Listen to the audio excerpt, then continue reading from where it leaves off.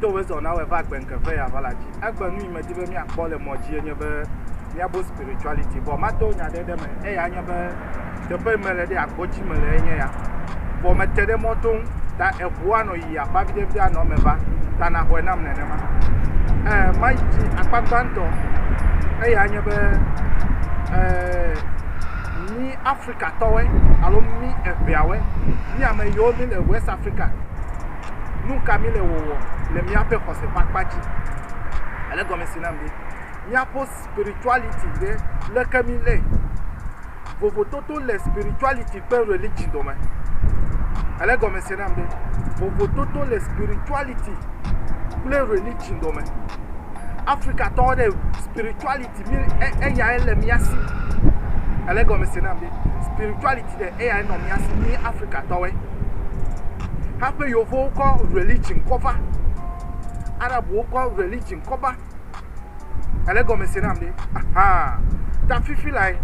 me de be mi akpo bode mi akpo mi a West Africa to we de bode mi akpo mi a bia open nkokpe de play de die no e agbo kpo me le fifi la mi abuta ma bubu mi open nkokpe de e agbo kpo me le fifi la ta elenye ko le moji de ma yi le nu panto Christianity ya bode Ghana pe Togo West Africa ma gbo be ya bode ma mi e bia o de Christianity ya dukumi ta ma cross Christianity ma paji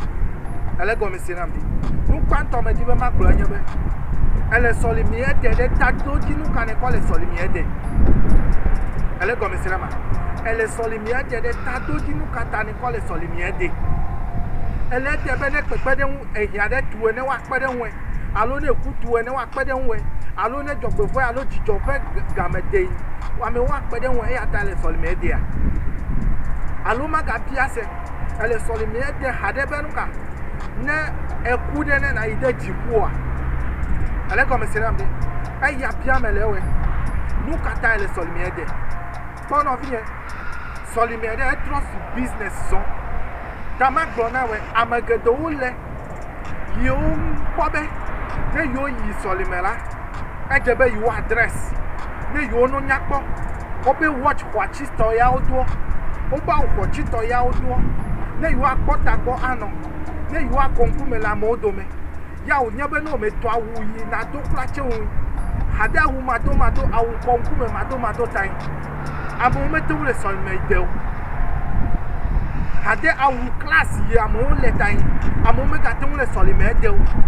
me ko apa ma ko dare hade jojo le soli me e ka jojo le soli me tai amo me ka tun le soli me de o hade be na mo cho le sie me e ya pasi ki a chen amane ka ma po amo gbogbo yo pe ti wa to le la yen jila e ya de ka kwa chizi ki eji no fi nyele yen ko do ma hi etu e po e do ma hi de etu o po le soli me homere gato wawe nongogbe hia to me no fuma ta no bi nye le nye ko fifia ya ne nye be nye hia to nu kata nye hia to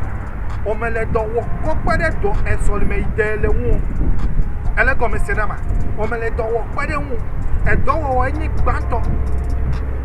ma so polisa ma u kiti katare ni na jijare ya pete mi dia pele ya wo chi de nu koji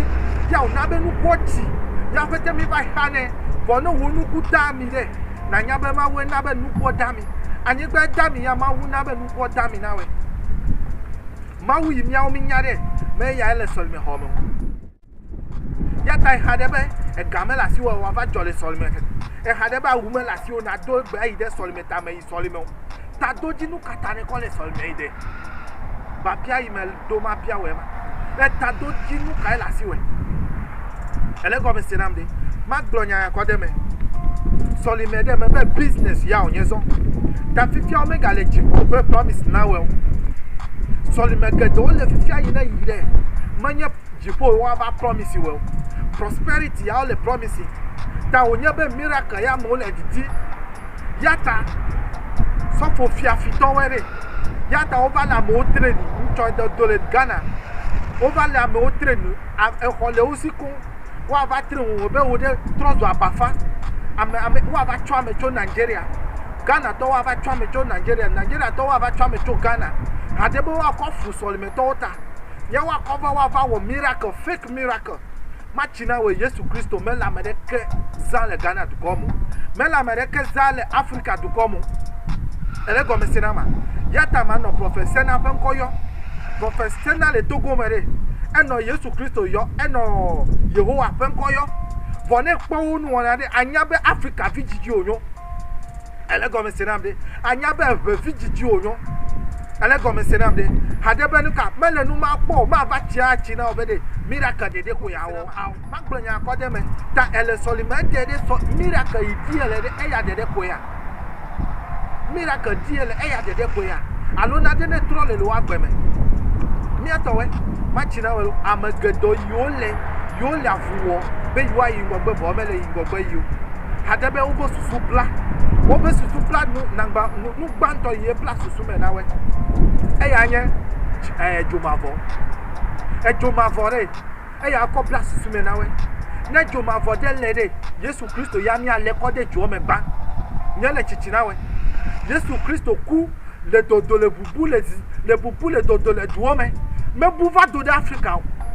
ya onye yo fu fi afido we ya ko agbare ko na be no ko ba na mi de eya me ti be na gbogbo budo ku o me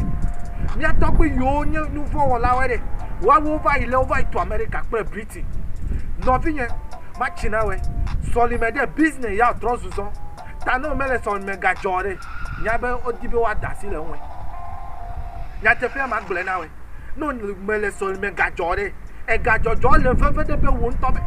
gbo no ga jo no tai to he no nu jo me ga soli me fe wa me wo so fun me abiata we nya te fe me gbo na we wo soli me de me ya na ide jipo me ya na kpote fe nwi ano na kuo ele go me sinama magbonya de de be ne cho apie no oji eno oji o fa ya mere menye sigbe kan eku de elusion na dalon fo edro ine kuna de e be da amado yi na ko ma me wa gbova be yo ku yo ka gbova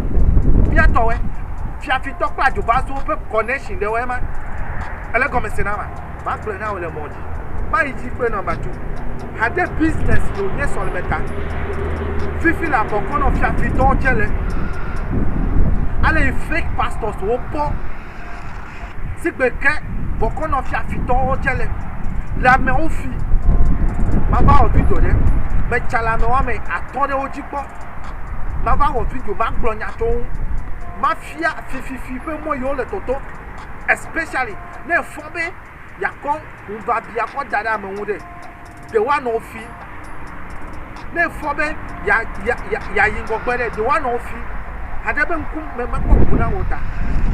ale go me sinam hadebe nkum me ko wota re menya america a hefe na wo wonto a hefe na do pro never wo wota re wonto wa hefe na do pro e afifia yi ne dore e ya hefe na wo ale go me sinam afifia yi no tere e ya hefe na wo ma ideji number 2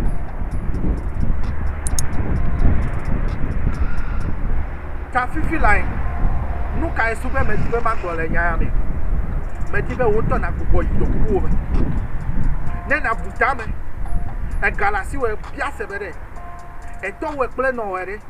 ale ko no agbe hafi egbe kenkeke ya ba tuwe do le solime da si le solime dro deta le yi le gbogbo alo do tro na de le ni atowe agbe me bobo na kwa agbe akono fefe o agbe me bobo wa kwa agbe de akono fefe o na be mi abo susu me de tro ele ko me sinamde o na be mi abo susu me tro ta fifi la imele nu ko pe ore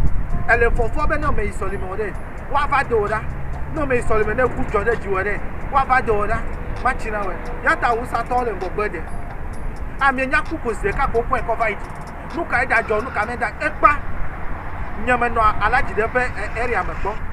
alaji me ni ga fie no si o gbegbo ku ya ko ko e cover it gbo enya kojo ya fifi awa ba to e ga na mewe be mi ba joga ya lo mi ba wonu ya lo e je be mi aide solime mi aide ku solime mi ba wo ya kle ya internet toto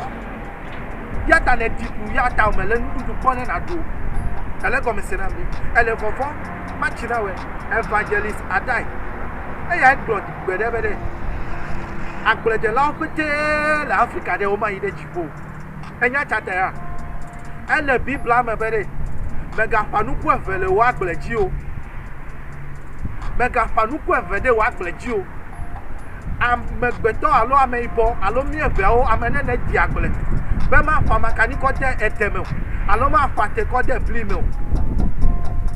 ma gblɔ nyateƒe na we ya ta wo be o ma yi de dziƒo va kagbale eme ne wo susu me ne ʋu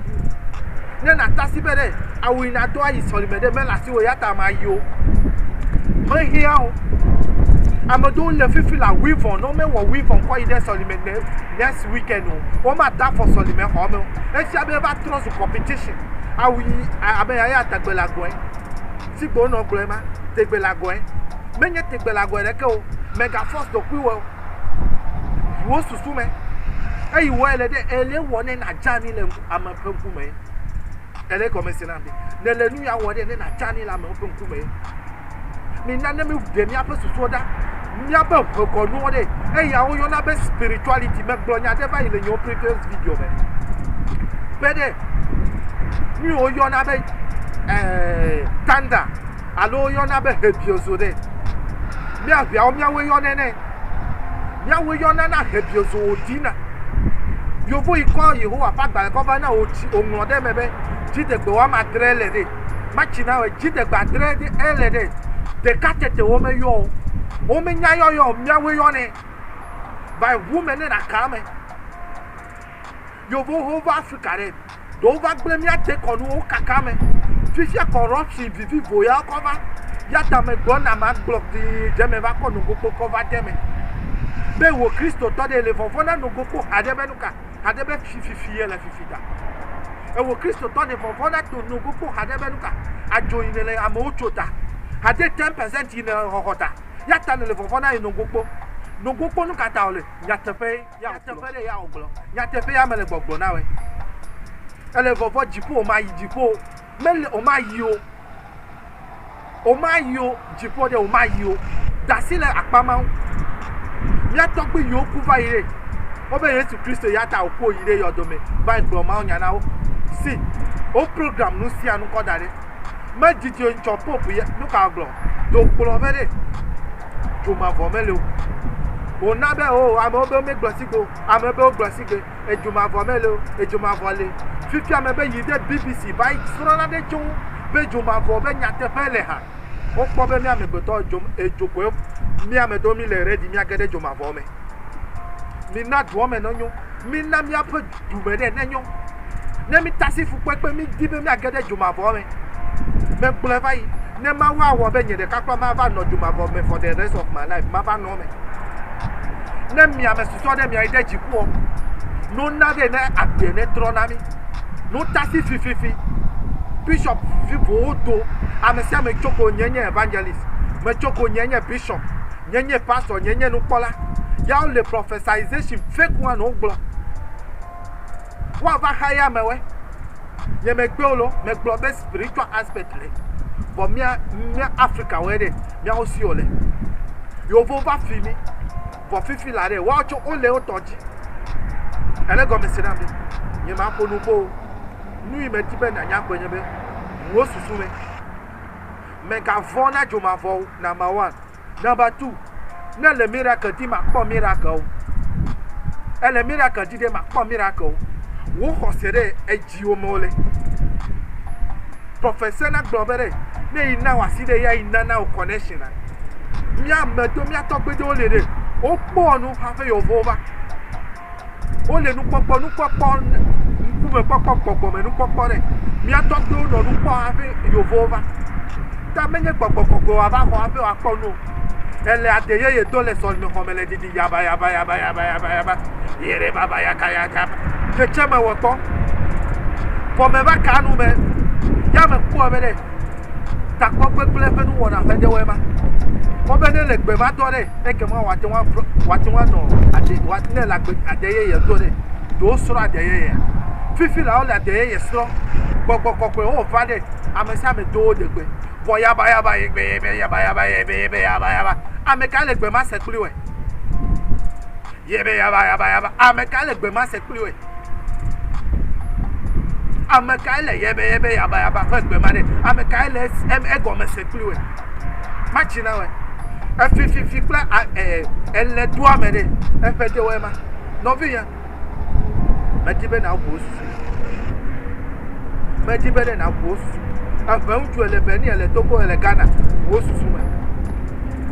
Yema ponu bo e me close. Nenya de la suede. You dey comment let's subscribe for. Maybe I can get better when you now.